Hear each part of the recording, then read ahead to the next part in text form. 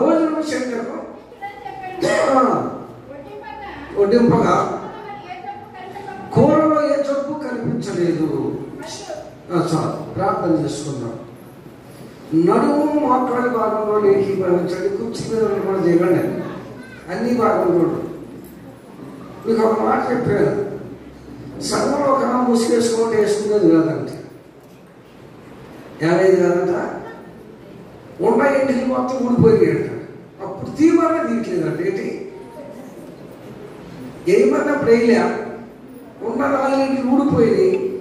ఇప్పుడు ఏమైంది? తీయమన్నా తీయట్లేదంట. కారణం నీతి విధాలు ఎంటికలు మోకాళ్ళు నడుము భాగంలో మోకరీయడానికి ఏమైనా నామోస్ అనుకుంటే ఈ 2 లేకుండా పోతాయి. ఏది అప్పుడే చేస్తాం. ఇక శాశ్వతంగా ఎక్కడ కుర్చీలో కూర్చోవాలి. ఇంటికాడ కూడా కుర్చీలో కూర్చోవాలి. కుర్చీ దిగే పరిస్థితులలో ఆ పరిస్థితి మీద రాకుండా ఉంటే మోకాళ్ళు నడుము భాగంలో మోకరించండి. అంతే. ప్రార్థన చేసుకుందాం. అందరాలు నీకు స్తుతి చెల్లిస్తూ ఉన్నాను తండ్రి. ఏమి ఇచ్చినా నేను తెచ్చలేదు ప్రభావ. ఎంతగానో మమ్మల్ని ప్రేమిస్తున్నావు, పోషిస్తున్నావు, నడిపిస్తున్నావు. నీకు వందనాలు. పాటల ద్వారా మహిమ తెచ్చుకున్నారు, సాక్ష్యం ద్వారా మహిమ తెచ్చుకున్నారు. నీకు వందనాలు. బలహీనంగా మాట్లాడుతున్నాను ప్రభావ. నేను మాట్లాడితే వ్యర్థము. మీరేమి బిడ్డతో మాట్లాడండి. ఏ మాటలు అవసరం మాట పలికించండి. వినగలిగిన చెవి, గ్రహించే మనస్సు నాకు మాకు అందరూ దయచేయండి. అందరితో మీరు మాట్లాడి మహిమ పొందుతారని నజరేయుడైన యేసు నామములో అడుగుచున్నాను తండ్రి. ఆమేన్. ఆమేన్.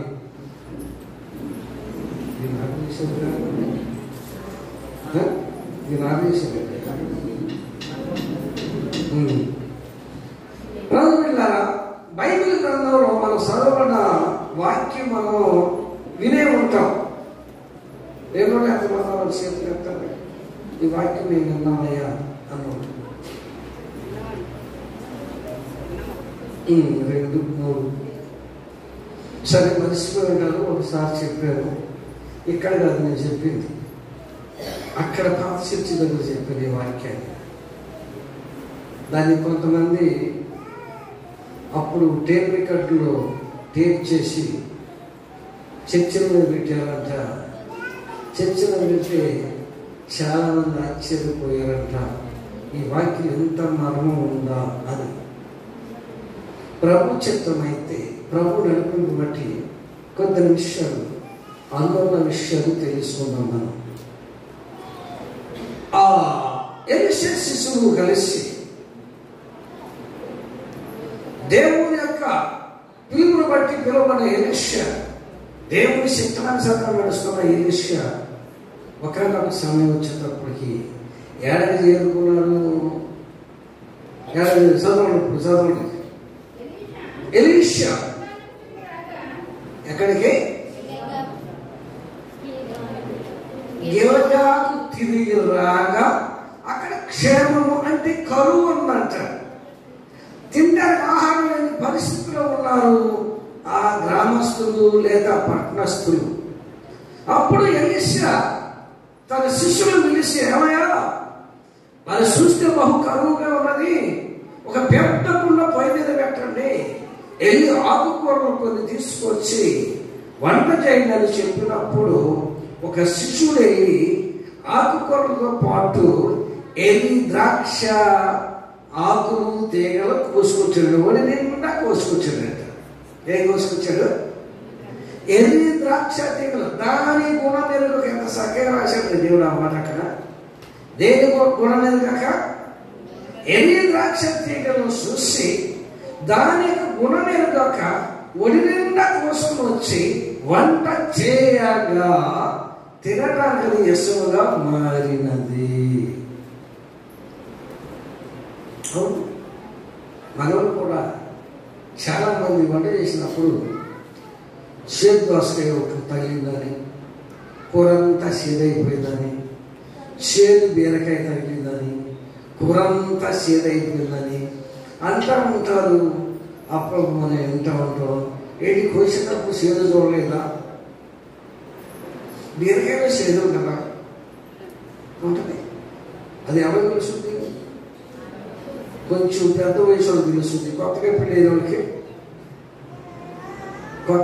వాళ్ళకి దోసకాయలు చేదు సంగతి తెలుసు, కానీ బీరకాయలు చేదు సంగతే తెలీదు. కూర చేదైన తర్వాత అప్పుడు వీళ్ళు అడుగుతారు, ఏంటమ్మా బీరకాయ చూడలేదా చేదు అంటే, బీరకాయలో కూడా చేదు ఉంటుందా? అవును ఉంటుంది. అది శిలపిండి మీదకి వెళ్తే చేదు కుదరదు అంటారు. మనది ఎంతవరకు చేసామో మనకు తెలియదు. కానీ బీరతీగ ఏదో శిలపిండి మీదకి ఎక్కినప్పుడు ఆ తీగకాయలన్నీ ఏమవుతాయంట? చేదు అవుతాయంట. అలాగనే ఈ పనివాడు వెళ్ళాడు, ఆకుకూరలు కోస్తూ ఉన్నాడు.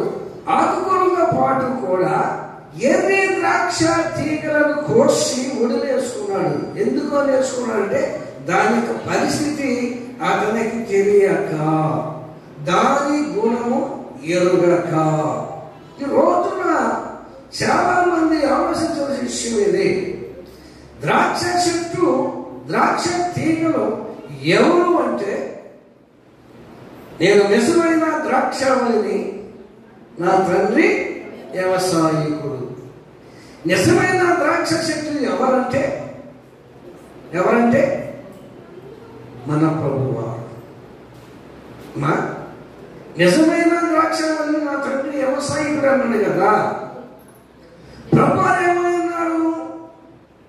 ద్రాక్షవల్లి వలె ఉన్నాడు. అందులో తీగలు ఎవరు? మనం. ఎవరమ్మా? మనం. మంచి ద్రాక్ష చెట్టు ఉన్న తీగలు ఎలా ఉంటవి? మంచి ఫలాలు ఫలిస్తూ ఉంటవి. అర్థం చేసుకోవాలి. ఆ ద్రాక్ష చెట్టు యేసు ప్రభువారై ఉన్నాడు. యేసు ప్రభువులో అంటగట్టుకున్న ప్రతి తీగ ఏం చేస్తుంది? బహుగా ఫలిస్తూ ఉన్నది. కానీ కొన్ని తీగలు ఉన్నవి, ఈ ఫలించే తీగలు కాకుండా మరికొన్ని తీగలు ఉన్నది. అవి పనికిరాని తీగలు. ఏవి? పనికిరాని తీగలు. ఎనిమిది అంటాడు ఉపవాసం పుస్తకం చూడండి, 2వ అధ్యాయం 21వ వచనం. 2వ అధ్యాయం 21వ వచనం. త్వరగా, ఇంత లేట్ అయితే కుదరదు. శ్రేష్టమైన ద్రాక్ష వలె నేను నాటితిని, కేవలం నిక్కమైన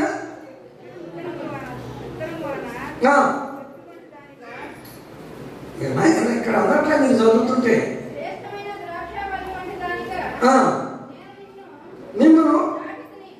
నేను మిమ్మును ఎవరాడు?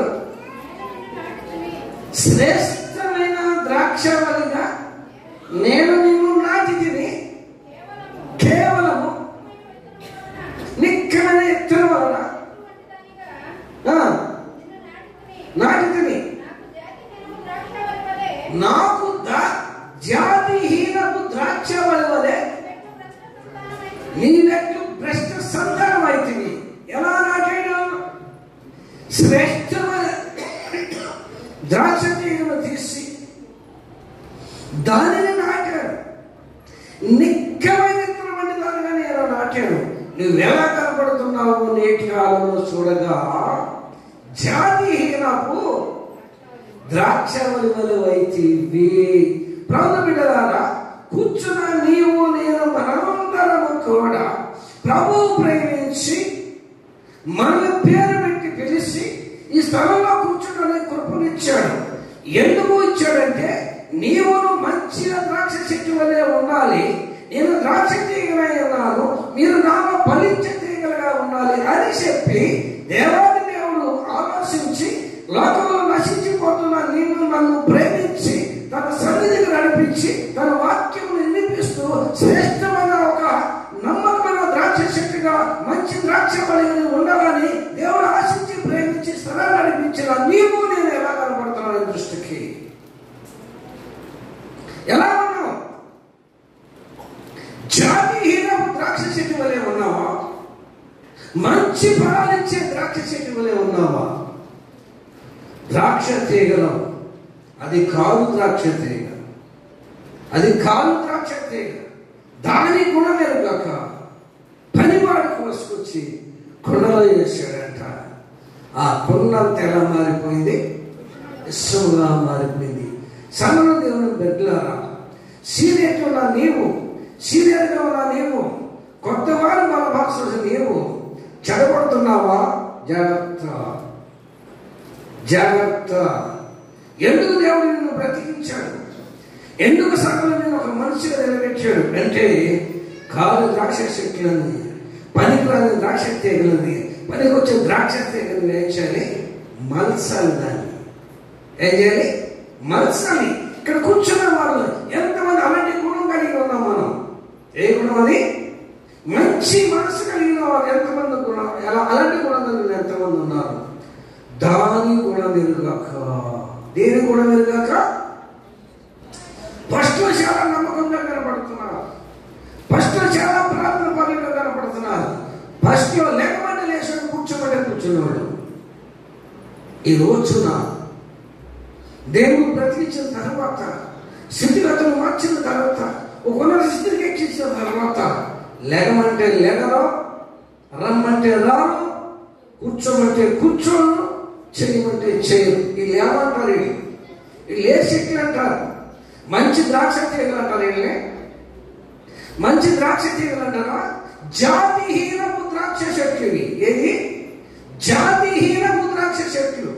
మంచి చెట్లుగా నేను నాటాను, మంచి మనిషిగా చేశాను, సంఘంలో సమాజంలో నిన్ను మంచి వ్యక్తిని నిన్ను మార్చాను. మార్చినది ఎలా ఉండాలంటే, అందరికీ పనికొచ్చే ఒక మంచి తీగగా నువ్వు మార్చబడాలి. కూర్చున్న దేవుని పిల్లలారా, నువ్వు ఆలోచించాలి. అది కాలు ద్రాక్ష చెట్టు అంట. ఏ కాలు? అది కాలు ద్రాక్ష చెట్టు అంటే, కాలు ద్రాక్ష చెట్టు అంటే పనికొచ్చేదా పనికిరాందా? ఆ చెట్టు, ఆ తీగలు పనికొచ్చే పనికిరాదుగా? ప్రభు దృష్టిలో ఎలా ఉన్నావు? పనికొచ్చే తీగగా ఉన్నావా? ప్రభు కోసం నమ్మకంగా బ్రతికి ఒక వ్యక్తిగా నువ్వు బ్రతుకుతున్నావా? నీ స్వార్థం కోసం, నీ స్వభావం కోసం దేవుని అడ్డం పెట్టుకుని బ్రతుకుతున్నావా? జాగ్రత్త. నిన్ను బట్టి సంఘమంతా ఇష్టమైపోతాయి, నిన్ను బట్టి సంఘమంతా నాశనం అయిపోతాయి, నిన్ను బట్టి సంఘమంతా నరకాన్ని నడిపించిన వాడవుతావు. జాగ్రత్త.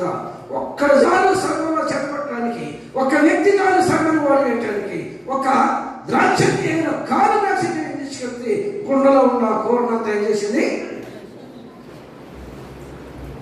కలిసి వేసేసింది.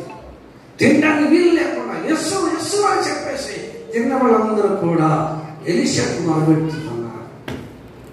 ఈరోజున సంఘంలో కూర్చున్నది ఎలా ఉంది నీ ప్రవర్తన? కుక్కలాగా ఎలారాని చోటికి తినరాని తినొచ్చి మైనలా కూర్చుంటున్నావా? నువ్వు కాలు ద్రాక్ష చెట్టు, ఒక జాతిహీన శక్తి. ఎలారాని చోటికి ఎలా ఉందని బైబిల్ చెప్తున్నది.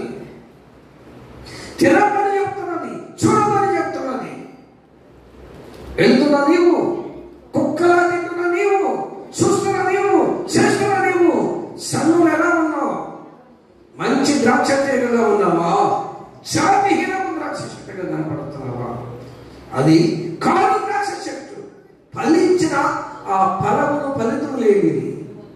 ఏది? ఫలించిన ఫలము ఫలితం లేని ఫలాలు. జాగ్రత్తగా ఆలోచించు.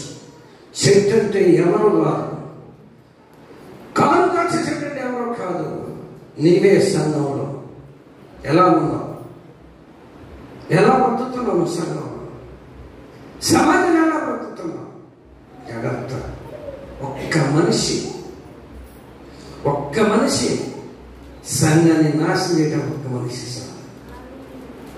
ఆ కాలు ద్రాక్ష చెట్టు కాడలు, ఆకులు కుండలంతా ఏం చేసినాయి? అది దేవుడు అంటే బయలు సేవకుడికి లెక్కలేదండి. ఎందుకు వీళ్ళు ఊడిపోతున్నారు? వాళ్ళు గుడికొచ్చి చేసే ప్రార్థన దేవుడు నిజంగా వింటాడా? దేవుడు అంటే బయలుదేరి కాలం అంటే బయలుదేరండి.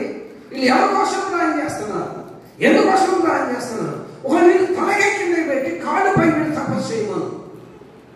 వాళ్ళ జీవితంలో మేలు పొందుతారని నేను చూస్తాను. వాళ్ళ లైఫ్లో మేలు పొందలేదు. వాళ్ళ బ్రతుకులో 10 సంవత్సరాల క్రితం ఎలా ఉందో ఈ రోజు కూడా కారణం ఏంటంటే మొదట దేవుడి భయం లేదు, సేవ మండలికి ఏం లేదు, లెక్క లేదండి. మాకు దర్శనం వస్తున్నాయి, ఏటికి వచ్చే దర్శనం అహంకారం పట్టిస్తాడు, హావభావం పట్టిస్తాడు. చూద్దాం చూడ ఆ వాట ఎక్కడ చూపిస్తా నీకు.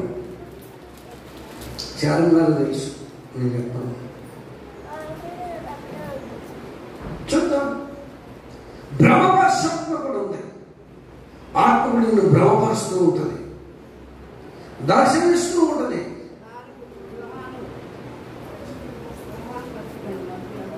నేను చెప్పండి 36 కీర్తనలు నోట్ చేసుకోండి. పద్ధతి దేవుడి చేత నువ్వు భ్రమపడద్దు.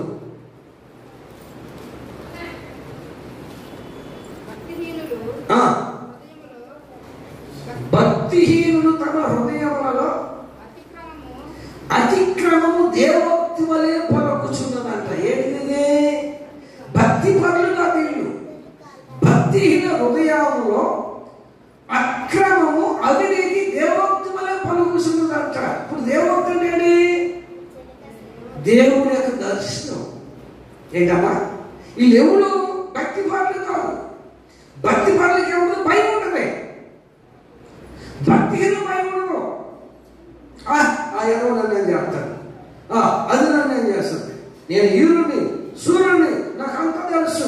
నువ్వు నిన్నగాక ముందు వచ్చావు అసెంబ్లీ వీడికి, ఏం అసెంబ్లీ తెలిసిన అయితే భయపడతారు, చాపుడు చెప్పింది తింటారు.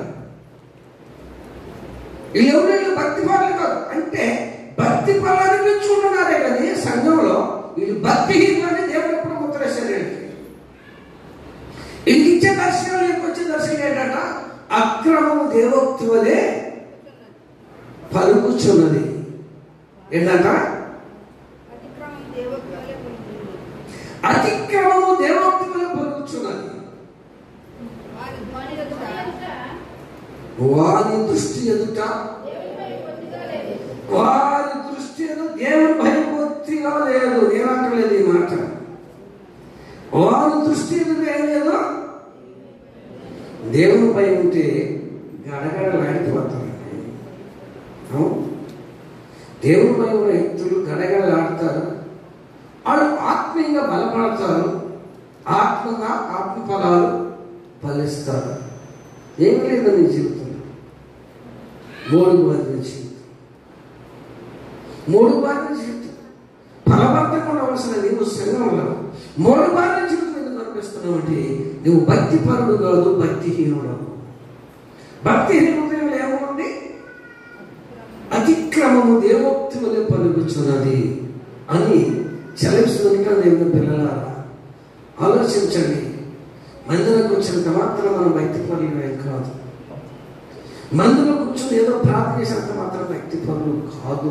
రాత్రి చెప్పాను, దేవుని మాట విని దేవుని వాక్యం లోపడిన వారు వాళ్ళని నేను ఆత్మ నేను కుమ్మరిస్తున్నాను, ఆత్మీయంగా నేను బలపరుస్తున్నాను, ఆత్మ ఫలాలు ఫలించు వాళ్ళని నేను చేస్తాను. రాత్రి చెప్పాను మాట. ఈ రోజు ఉంటున్నది మంచి ద్రాక్ష తీగగా ఉండాలని, శ్రేష్టమైన ద్రాక్ష తీగను కనపడాలని దేవుడు సంఘంలో నిన్ను నాటాడు, సంఘంలో తీసుకొచ్చి పెట్టాడు. ఎందుకంటే మంచి ఫలాలను ఫలిస్తావు. చూడగా ఎలా కనపడ్డావు? జాతిహీనపు ద్రాక్ష వలి నువ్వు నాకు కనపడుచున్నావే. దేవుడు ఎంత వేదన చెందుతున్నాడో చూడండి మన గురించి. శ్రేష్టమైన ద్రాక్ష తీగగా నిన్ను నేను నాటితే నిన్ను ఇప్పుడు ఎవరు వచ్చాడు? ద్రాక్ష చెట్టునే మనిషిని వచ్చాడండి. ఆ ద్రాక్ష తీగ ఫలించాలి, మంచి ఫలాలు ఫలించాలని దేవుడు చూడగా కాదు ద్రాక్షలు కాయడం కారణం ఏమిటని యెషయా గ్రంథంలో 5వ అధ్యాయంలో ఉంది. ఇప్పుడు మీరు చదవద్దు, ఇంటికి వెళ్ళిన తర్వాత చదువుకోండి. ఇంటికి వెళ్ళిన చదువుకోండి. చదివితే అక్కడ అసలు ద్రాక్ష తోట ఎవరో, ఆ ద్రాక్ష తోటకి ఆయన చేసిన సేవ ఏమిటో, ఆ ద్రాక్ష తోట ఏమేమి కట్టించాడో, అది లాస్ట్ వచ్చేటప్పటికి కారు ద్రాక్షలు కాయట కారణం ఏమిటి అని అక్కడ యెషయా గ్రంథంలో కూడా దేవుడు మాట్లాడాడు. ఇజ్రాయేల్ జనాంగాన్ని గురించి, యూదా జనాంగాన్ని గురించి అక్కడ రాసుకొచ్చాడు. లాస్ట్గా అన్నాడు, ఆ తోటకేసిన కంచె నేను తీసేస్తాను, అడవి జంతువులు వస్తాయి, కుర్ర మొక్కలు వచ్చి తోటని ఏం చేస్తే పాడు చేస్తాయని లాస్ట్ వచ్చినప్పుడు రాశాడు. ఆయన చేసిన కంచి తీసేసాడు. నీ బ్రతుకు కుక్కలు చింపనిస్తున్నా మారిపోతుంది. నీ బ్రతుకు ఆ కంచెనే తీసేస్తే ఎలా ఉంటుందంటే కుక్కలు చింపనిస్తున్నా నీ బ్రతుకు మారిపోతుంది. దయచేసి ఆలోచించాలి. కారు ద్రాక్ష వలె కనపడక శ్రేష్టమైన ద్రాక్ష తీగ నాటినానికి నువ్వు శ్రేష్టమైన వాడిగా, శ్రేష్టమైన దానిగా కనపడాలి. దాని గుణమెరుగక కొండలు వేయగా కొండంత ఏమైంది ఇష్టమైంది. ఇర్మియా గ్రంథం 18వ అధ్యాయం మొదటి వచనం. ఇర్మియా గ్రంథం 18వ అధ్యాయం మొదటి వచనం 1-2 చదువుతాం. చూద్దాం త్వరగా. యెహోవా యొద్ద నుండి ప్రత్యక్షమైన వాక్యం, నీవు లేచి కుమ్మరింటికి పోము, అక్కడ నా మాట నేను తెలియజేస్తాను. వెళ్ళగా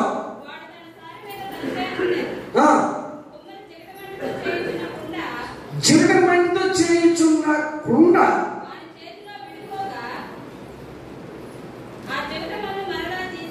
ఏంటన్నా కుమ్మరి వాని ఇంటిని వెళ్ళి అక్కడ నువ్వేం చేయాలో నీకు తెలియజేస్తానని దేవుడు చెప్పాడు. ఆ నేరుగా వెళ్ళిపోయాడు. మీకు ఎక్కడ తెలియదు అనుకుంటా. కుండ చేసేసి చూశారు వాళ్ళ కుండ చేయటం చూసారా? కుండలు చేయటం మీకు ఇప్పుడు అన్నీ స్టీల్ వచ్చేసినాయి, ఎత్తడి వచ్చేసినాయి, రాతిలు వచ్చేసినాయి.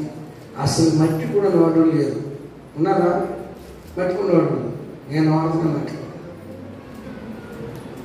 ఇది మట్టి కూడా ఇప్పుడు నేను వాడుతున్నాను. మట్టి కూడా చాలా శ్రేష్టమైనది. మా అమ్మగారు నాన్నగారు చనిపోయే వరకు మట్టి కుండలో నీళ్ళే తాగారు. మనం వాడే నీళ్ళంట ఆ కుండలో పోస్తే కుండ పిల్లట్లు చేస్తుంది. మా చిన్నతనంలో చెరువులో నీళ్ళు తాగేవాడు. ఆ చెరువులో నీళ్ళు తీసుకొచ్చి చిల్లకించేసి అంచేసి రాస్తే ఆ మురుగంతా అడుగులు వెళ్ళిపోయేది. తేట నీళ్ళు తాగాను, చెరువులో నీళ్ళు కూడా తాగేది. నేను చిన్నతనం చూశాను. ఆ మురుగలు ఏం చేశాడు, చిల్లగించేసి కొండకేసి బుద్ధుడు చిల్లగించేసినది ఆ నీళ్ళు అంతా ఇరిసేసి ఆ బురద అడుగు జరిగేది. పైన ఉన్న తేట నీళ్ళు తాగేవాడు. అర్థమైందా? ఇలా కుండలు వాడేవాడు లేరు. అయితే నా చిన్నతనంలో మా ఇంట్లో అనవాటానికి మట్టిది, కూరండా కూడా మట్టిది. ఏది తినటానికి చెప్పులు లేవు. అప్పుడు నా టైంలోకి వచ్చేది ఈ రాత్రి వచ్చినాయి. అట్లో తినగా నేను చెప్పుల్లో తినలేదు. మళ్ళీ ఇది ఒక అబద్ధం. చూసా నేను ఎవరి పిల్లలు వచ్చినప్పుడు మేము మట్టి రాళ్ళు తెచ్చుకున్నాం, చేపలు కూడా ఉండిపోవడం. ఏదాక అది కుమ్మర వాళ్ళ షేపులు. ఆ కుళ్ళు నేరుపు మలసలో దాకా చేయాలా, చిన్న మూతం చేయాలా, ఆ చేతితోనే తిప్పుతాడు పైన. అలా పట్టి తిరుగుతుండగా చేతి మీద చేస్తాడు మూతని. కుండ చిన్న ఇంత ముద్దగా ఆకారం చేసి దాన్ని తీసి పక్కన పట్టి లోన ఒక రాయి పెట్టి పైన ఒక చెక్క పెట్టి కొట్టుకుంటూ దాన్ని సాగుకుంటా లాస్ట్ ఏ సైజుకి రావాలి ఆ సైజు తీసుకొచ్చి దాన్ని నాకు. ఎందుకంటే మాకు బాగా తెలుసు కుమ్మరోడు. అలాగే మాకు చుట్టూ అంతగా ఉండేవాడు. మా బాబాయ్ వాళ్ళు అక్కడే, మా నాన్న అక్కడ వాళ్ళ దగ్గర అవతాలు చేయటం, వాళ్ళు మా దగ్గర రావటం. ఆఖరికి ఒక ఫ్యామిలీ మారింది. ఆ ఫ్యామిలీ కూడా మా గురువు గారి దగ్గర రావడం మొదలుపెట్టారు. కుమ్మరులు మాకు అంత అనుభవం ఇప్పటికీ అంతా మేము చెప్పడం అయితే కనపడతాం. అని శంకలో కనపడడం వదిలిపెట్టడం మేము చూసాం. అందుకే ఎరిమితో నువ్వు వెలుగు కుమ్మరి వారి ఇంటికి వెళ్ళి అక్కడ నీకు చెప్పవలసిన విషయాలు తెలియజేస్తానంటే, కుమ్మరి వారి ఇంటికి వెళ్తే సార్య అంటే మీకు తెలుసా? తెలియదు. మన బండి సైకిల్లా ఉంటుంది, దాన్ని గుంటూరు కలేసి గిర్రా గిర్రా గిర్రా గిర్రా తిప్పుతాం.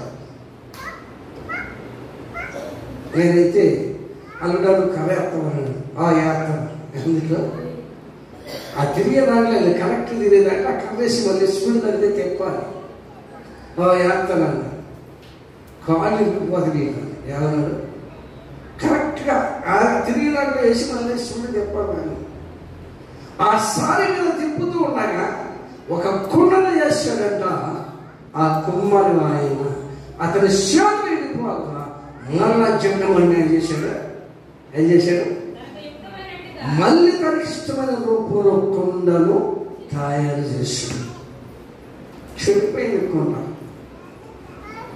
ఇడిపోయిన కుండ, పాడైపోయిన కుండ వదిలిపెట్టక, దాన్ని మళ్ళా వదిలిపెట్టక తనకిష్టమైన రూపంలో మళ్ళీ ఒక కుండ దాన్ని మనిషి.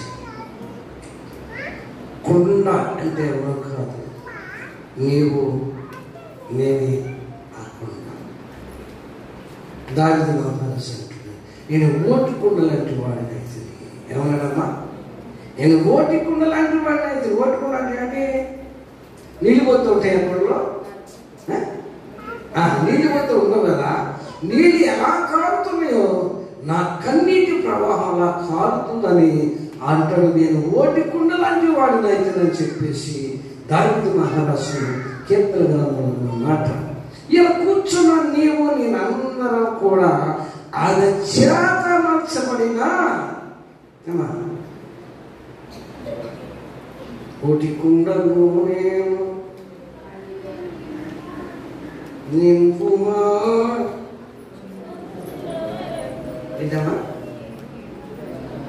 ఏంటమ్మా? ఏంటది? ఏ కుండ? ఓటి కుండను నేను ఖాళీ అయిపోయానయ్యా, నింపు అని పాట కూడా మనం వాడుకున్నాం. సంఘం ఇప్పుడు పాటలేదు, ఆ పాటలు వెళ్ళిపోయి ఆ పాట పాడుకుని తక్కువైపోయారు. ఇప్పుడు అంతా ఏ బాక్స్లో అయ్యాయి, ఏ బాక్స్లో అన్నా కానీ అది నాకు రాదు, మన చదువు తక్కువ అంటే అన్ని డిస్కో పాటలు. ఇప్పుడు చేయని డిస్కో పాటలు, ఆ ఓల్డ్ పాటలు, ఆ పాత పాటలు పాడేది ఉన్నారమ్మా లేదు.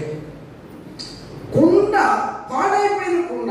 ఎప్పుడుది ఎలా మారిపోయింది కుండ? ఏమి ద్రాక్షలు గర్భంలో మెరుగగా వేసిన తీగలు ఆకులు బట్టి కుండంత ఏమైపోయింది? ఏమా కుండంత ఏమైపోయింది? చెప్పలేదమ్మా, చెప్పలేదు. కుండంతా ఇష్టమైపోయింది. చాలా బాగా చక్కగా పడింది. ఇదివరకు ప్రభువా కాశీ ఎంతకాలం, కాశీ ఎంతకాలం, చావైనా బ్రతుకైనా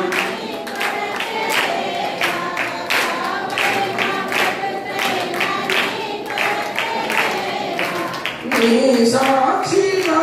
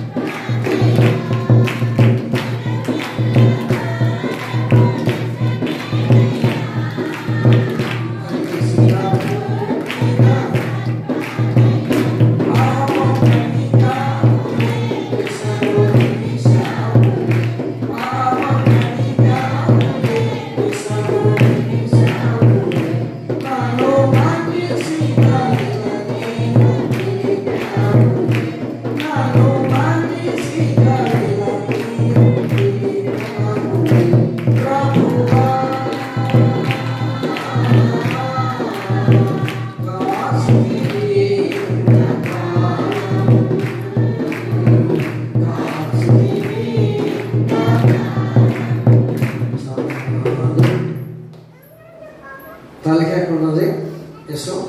పావుకి ఎక్కడ విషం, తేలిక ఎక్కడ ఉంటుంది విషం, తేలిక ఎక్కడ ఉంటుంది. పావుకి తలలో ఉంటుంది, తేలిక తోకలో ఉంటుంది. మనిషి నిలివెల్లా విషం.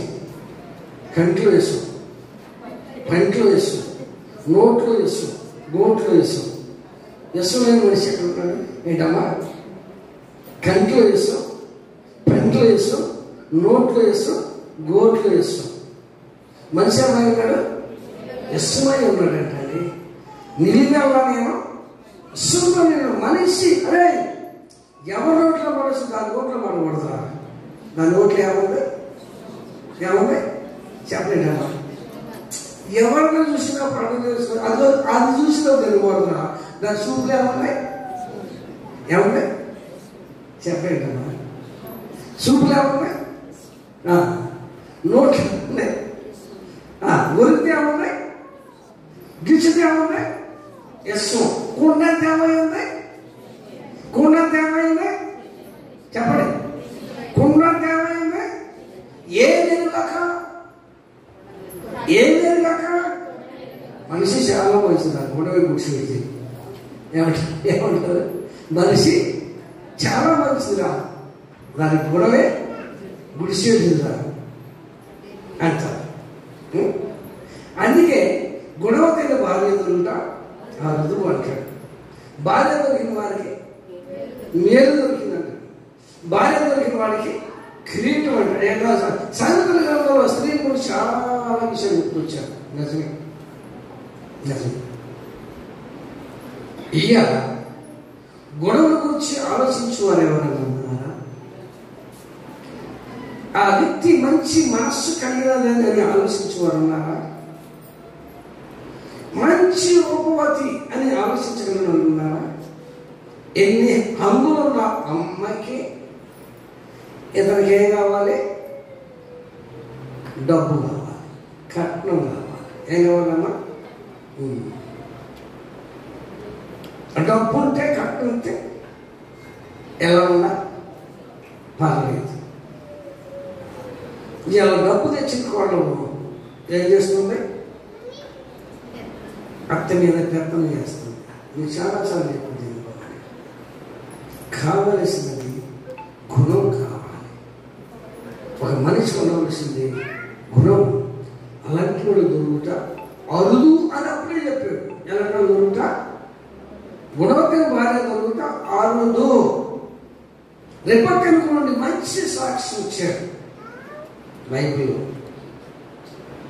ఆమె కన్యక, ఆమెను ఏ పురుషుడు కూడలేదు. అలాంటి అమ్మాయి అబ్రహాం ఇంటి కోడలు దేవుడు తీసుకొచ్చాడు. మంచి ప్రార్థన, బయట కూడిన ప్రవర్తన కలిగిన అమ్మాయి రిబక్క. దేవుడు ఏర్పరిచాడు. మంచి ప్రార్థన కుటుంబంలోనికి కోడలుగా సరిపోయినామని చెప్పేసి ఎలియాజరు పంపిస్తున్నాడు. ఎల్లో నా సోజన దగ్గరికి వెళ్ళు, నా కొడుకు అమ్మాయి కావాలి. వెళ్ళమంటే జగయ్య అవన్నీ కాదు, నీకెందుకు వెళ్ళు, దేవుడు దాన్ని చూసుకుంటాడు అని చెప్పి పంపిస్తే ఎలియాజరు కూడా ఒక తీర్మానం చేసుకుని దారిలో వెళ్తాను. ప్రభువా యెహోవా, నేను వెళుతూ ఉన్నాను. నేను వెళ్ళేటప్పుడు ఏ స్త్రీ అయితే నాకు నా వెంటలకు నీళ్ళు పోస్తుందో ఆమె నా యజమాని యొక్క కోడలు అనుకున్నాడు. వెళ్ళాడు. కరెక్ట్ బావి దగ్గరికి రిబక్క వచ్చినమ్మా, కొంచెం నీకు మాత్రం కాదు, వాటి కొన్ని నేను పోస్తాను అని దేవుని యొక్క లేఖను మనం చూస్తాం. అందుకే ఆక ఎలీషా దోషలు అన్నారయ్యా, కొండ తీసుకుపోయింది. తినటానికి ఇది పనికి రాదు. ఆలోచిద్దాం. ఈ కుండలు లేక ఈ పాత్రలు ప్రభువులకు పనికొచ్చే పాత్రలు ఏమైనా ఉన్నవా? లేక లోకంలో పాపములు మునిగిపోయి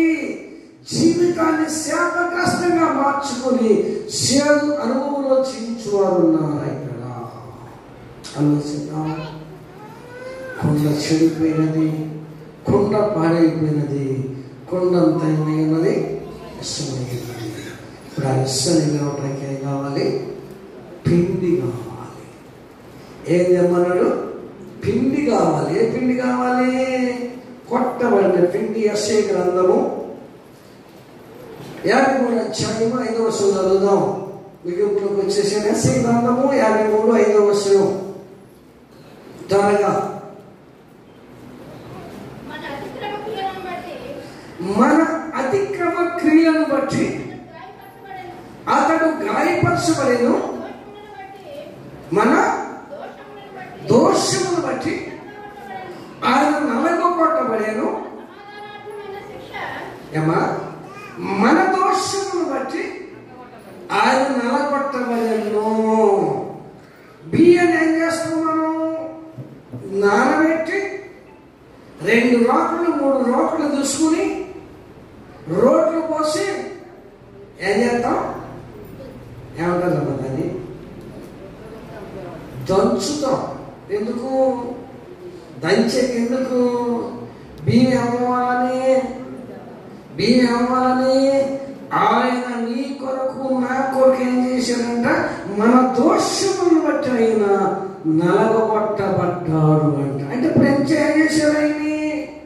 నీవు కదా రోడ్లో బియ్యం వేసి దంచినట్లుగా నీ పాపు నా పాపు, నీ దోషం నా దోషం, నీ అతిక్రమం నా అతిక్రమం, నీ అన్యాయం నా అన్యాయము, నీ అక్రమ సంబంధం నా అక్రమ సంబంధం, దేవునికి విరోధం చేసిన ప్రతి పాపను బట్టి దేవుడు ఏం చేశాడంటే నీ దోషముల కోసం నా దోషముల కోసము పిండులాగా నలగొట్టబడ్డాడు. ఏం చేశాడమ్మా? ఏం చేశాడు? ఇప్పుడు ఎవరు పిండి అంటే చెప్పండి? ఎవరు పిండి అంటే చెప్పండి? నిన్ను ప్రేమించిన నీ దేవుడు నీ పాపముల కోసము, నీ అతిక్రమం కోసము, నీ దోషం కోసము, నీవు చేసిన నేరముల కోసము, నీ కోసం నా కోసము అందరి కోసం ఏం చేశాడు? ఏమా చెప్పండి అమ్మా. ఆయన ఏం చేశాడు? నలగొట్టబడ్డ క్రీస్తు వారు నీలోనికి వచ్చినప్పుడు శివుడంతా ఏం చేశాడు? ఏమా నీళ్ళు నల్ల ఘోరపు విశ్వమేనయ్యా, మనిషిగా పుట్టిన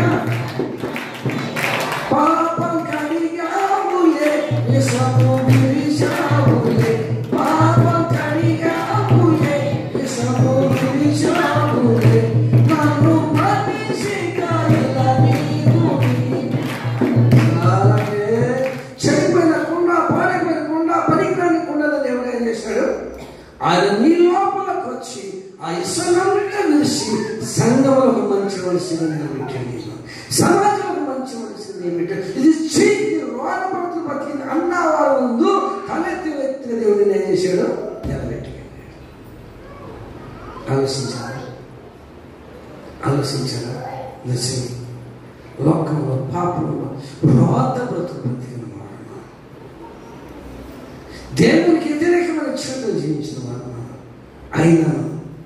ఆయన ప్రేమ మనల్ని, ఆయన ప్రేమ బట్టి మనల్ని ఏం చేశాడు? ఈ పాప రోత బ్రతుకు నుండి మార్చుకున్నాడు. సమాజంలో సంఘంలో ఒక మంచి మనిషిని నిలబెట్టుకున్నాడు. శ్రేష్టమైన ద్రాక్ష తీగ ఉండాలని ఆశపడ్డాడు. కానీ శ్రేష్టమైన ద్రాక్ష తీగ ఎలా మారింది? జాతిహీనపు ద్రాక్ష చెట్టుగా మారిందని బైబిల్ మనకు తెలియజేస్తుంది. బ్రహ్మ బిడ్డలను ఆలోచించండి. నీ తల్లి తండ్రులు, నీ తోపుతులు, నీ బంధువులు ఎవరు నీ కోసం వాళ్ళకి త్యాగము చేయలేదండి. ఆయన నీ కొరకు నా కొరకు ఎలాంటి త్యాగం చేసేది? తన్ను తాను బలిగా అర్పించుకున్నాడు. ఎందుకు? పాడైపోయిన మన జీవితాలను బాగు చేయడానికి, పనికిరాని మన బ్రతుకులను పనికొచ్చే వ్యక్తిగా మార్చడానికి ఆయన నీ కోసం నా కోసం నలగొట్టబడ్డాడు. మన పాప దోష శిక్షణ ఆయన భరించాడు. ఇంటున్నా దేవుని పిల్లలారా, ఈ రోజున ఈ స్థితిలో ఉన్నామంటే కేవలం ఆయన కృప వల్ల మాత్రమే ఉన్నామా? లోకం వెలివేసి ఉన్నాము, లోకం చీయగా ఉంది, ఉంది, ఇదొక బతికేనా, ఇదొక బతికే, ఇదొక బ్రతికేనా అనిపించుకున్న మనల్ని తల ఎత్తువాడుగా చేశాడు, కానీ తల దించుకునేవాడిగా చేయలేదు నీ దేవుడు. ఎందుకంటే నీవంటే అంత ప్రేమ ఆయనకి, నీవంటే అంత ప్రేమ. ఎందుకంటే ఒక ఆత్మ నశించి నరకానికి వెళ్ళటం ఇష్టం లేక ఆయన నిన్ను పట్టుకుని స్థలాన్ని నడిపించి నిన్ను ఒక మంచి మనిషిగా మార్చాలన్న సంకల్పం చేస్తామని అనిపించాడు. ఇంటుగా దేవుని పిల్లలారా, ఈనాటి నుండైనా సరే, ఈ రోజు నుండైనా సరే మనస్సును మార్చుకోండి, బ్రతుకును సరిదిద్దుకోండి. ప్రభువా, నన్ను ఆ స్థలానికి ఒక ఉద్దేశంతో పంపించావు, ఆ ఉద్దేశం నేను నెరవేర్చడానికి నాటి నుండి సరే నడుము కట్టుకుంటానయ్యా. నీకు పనికొచ్చే పాత్రలు నన్ను వాడుకో, సమాజంలో నన్ను ఒక మంచి మనిషిగా నిలబెట్టు, తల దించుకునే వాడిగా నన్ను చేయొద్దయ్యా, నలుగురిలో తలెత్తుకునే వాడిగా చెప్పలేదమ్మా, నలుగురిలో ఎవరు లేని ఘనత నీకు ఇస్తాడు, ఎవరు లేని గౌరవం నీకు ఇస్తాడు. అని ఎవరైతే నిన్ను నిందించారో వాళ్ళ ముందు పర్వాలేదురా, ఈ మనిషి ప్రార్థన చేసింది, మార్పు చెందింది, మార్పు మనిషి పొందింది, మంచిగా బ్రతకడం నేర్చుకుంది, చాలా ఆ జీవితంలో అనిపించిన స్థితిని ఆయన తీసుకొస్తాడు. ఆ స్థితిని నువ్వు రావాలి, ఆ స్థితికి నువ్వు ఎదగాలి. ఎదగాలంటే ప్రభు ఒక మాటను బట్టి, వాక్యం బట్టి నిన్ను నీవు ఏం చేయాలమ్మా? చెప్పండి అమ్మా. నేను వెంబడించు వారిని, నిజముగా చేయించు వారిని, నీవుండే శ్రమలో నిలచేయి, ఎంతో